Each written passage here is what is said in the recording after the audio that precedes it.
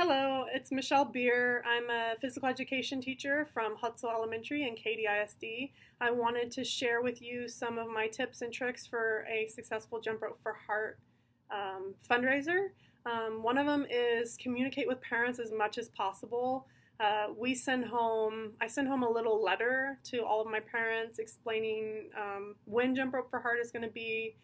We actually do that about a week before our kickoff, because we like to participate in the part where students can earn a special prize. If they fundraise $150 before the kickoff, then they earn a special prize. This year the prize is, I believe, a plush Jax. It's like a stuffed animal. Last year I think it was a giraffe, and we had like 5 or 6 students who fundraised $150 before the fundraiser even started, so that was awesome. This year, we're also planning on doing a slime bucket challenge, which we're going to start at Hutsell Elementary. You may have heard of the Ice Bucket Challenge with the ALS Association. Last year, I had the idea. Sliming was one of my school incentives, so I did get slimed by about 30 or 40 students. So I had the idea, why don't we do a slime bucket challenge for the American Heart Association? So this year we're going to start off our Jump Rope for Heart season with hopefully about 20 teachers getting slimed out in front of our school. And we are going to, just like the Ice Bucket Challenge, challenge our sister school, which is Bonnie Holland Elementary. And we're going to challenge a couple other schools in Katy ISD to participate. What it is you get slimed by a bucket of slime, and then you talk about why you are doing Jump Rope for Heart. It could be in memory of somebody who you lost due to heart disease or a heart attack, or it could just be to spread awareness and for, healthy heart education. So we're planning on doing that this year. I'm really excited about that. Just a little tip, last year to make my slime, I used Dawn soap, the blue kind, and I dyed it green with yellow food coloring, and then I added a little bit of water, and that worked pretty good, except the goggles that I wore for the sliming, I didn't realize I borrowed them from our science teacher, and they had little slits in the top, and so there was little holes in the top, which I didn't realize, and then I got the slime in my eyes, and so I recommend, if you're going to use Dawn soap and food coloring, don't wear goggles that have holes in them, because that will really sting your eyes. But this year I'm going to try a little bit different slime concoction, and I'm thinking of using mainly water and flour and green food coloring, and so hopefully that will be a little easier on my eyes. Last year, for one of our school incentives, we had the students individually, based on how much they fundraised, they got to do different things at our Jump Rope for Heart awards ceremony. So at the end of our Jump Rope for Heart fundraiser, we count up all the money that students fundraise.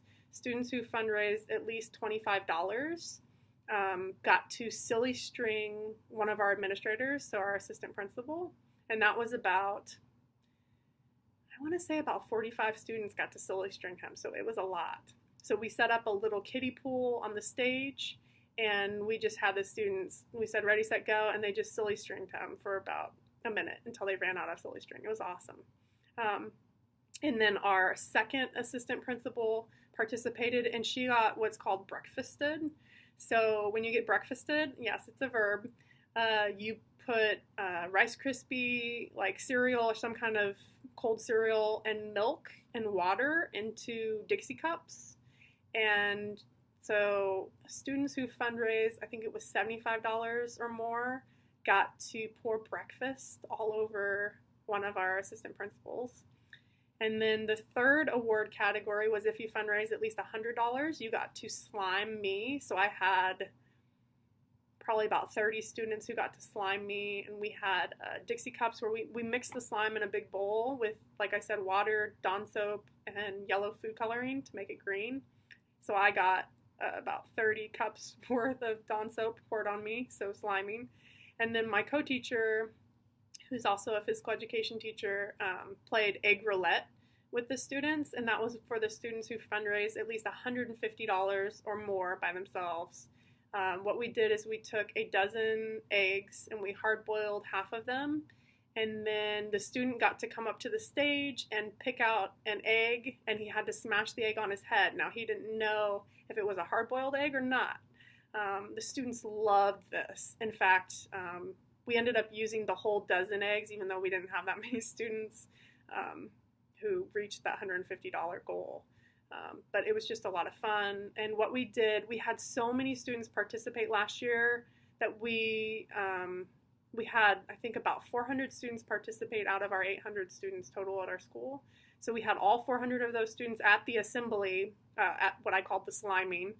And then the rest of the students, we had a live feed. So we were videotaping with our, I think it was with our iPad, and it was hooked into the live feed of Katy ISD. So everybody across Katy ISD and across our campus could watch this event live. So all of the other students who didn't get to come in person to the assembly still got to watch live in their classrooms and watch me get slimed and our 2 assistant principals get silly stringed and breakfasted and my co-teacher smash eggs on his head.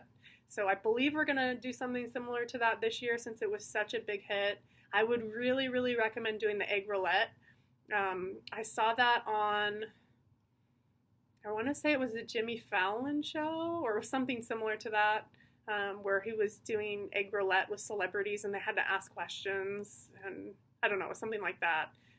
Well, we did it where if you fundraise a certain amount, and you could make up, your amount. If you're at a school that's a little more affluent than ours, it could be $200 or $300.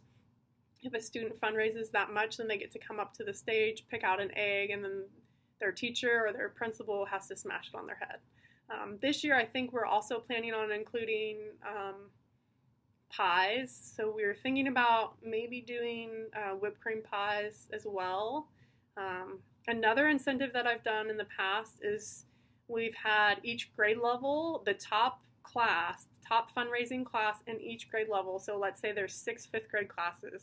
The top fundraising class in 5th grade gets to have a playground ball. So what I do is I ask one of my Jump Rope for Heart people, my representative, for extra stuff that they have from previous Jump Rope for Heart years. And usually they have some playground balls that look like this, or a basketball that looks like this. And then what I'll tell the students is if you're in the top fundraising class in your grade level, then you earn an extra playground ball or maybe 2 or 3 extra playground balls for your class. And the students love it. That also made them more competitive and made the classroom teachers love to compete with each other. So make your classroom teachers compete with each other.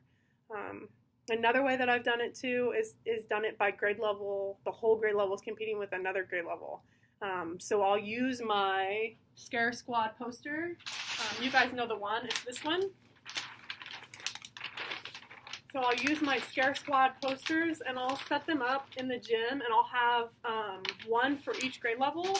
And so every student who brings in a donation gets their name on a sticker, and then they put their name on the board. And then I do it based on how many people in your grade level donate. So as the competition goes on, you can look to the back of the gym and you can see, oh, 3rd grade is in the lead, or, I'll be talking to my 5th graders. Oh, 5th grade, you guys need some more donations. You only have, 10 people participating right now. Let's see if you can get 30 or however many you want. And then the grade level that gets the most number of participants participating, so they can bring in $1 and still be on their Scare Squad poster. The grade level that gets the most, every class in that grade level gets a playground ball. So you can choose if you want to do it between classes in each grade level or the whole grade level competing against each other. So that's just some more ideas. I hope that's helpful. If you have any questions for me, feel free to email me. My email is Michelle Beer, just like you drink, BEER, at katyisd.org. So it's MICHELLEBEER at katyisd.org, and I would love to help you get your Jump Rope for Heart program going or give you ideas. Thank you.